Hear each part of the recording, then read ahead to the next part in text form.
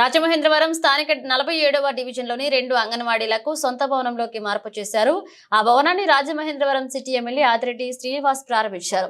అనంతరం ఆయన మాట్లాడుతూ గతంలో తమ సతీమణి ఆదిరెడ్డి భవానీ ఎమ్మెల్యేగా ఉన్న సమయంలో ఈ డివిజన్ పర్యటనకు వచ్చిన సందర్భంగా డివిజన్ లో అద్దె భవనాల్లో నిర్వహిస్తున్న 1-2 అంగన్వాడీలకు సొంత భవనాలు కావాలని విన్నవించగా ఇప్పటికీ నెరవేరిందన్నారు.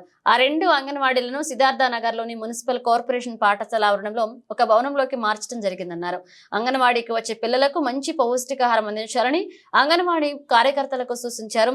ఈ కార్యక్రమంలో డివిజన్ ఇన్ఛార్జ్ బేసరి చిన్ని, మాజీ కార్పొరేటర్ రేలంగి శ్రీదేవి, స్థానిక టీడీపీ నాయకులు కవులూరి వెంకటరావు, మూతా నాగలక్ష్మి, అంగన్వాడీ కార్యకర్తలు పాల్గొన్నారు.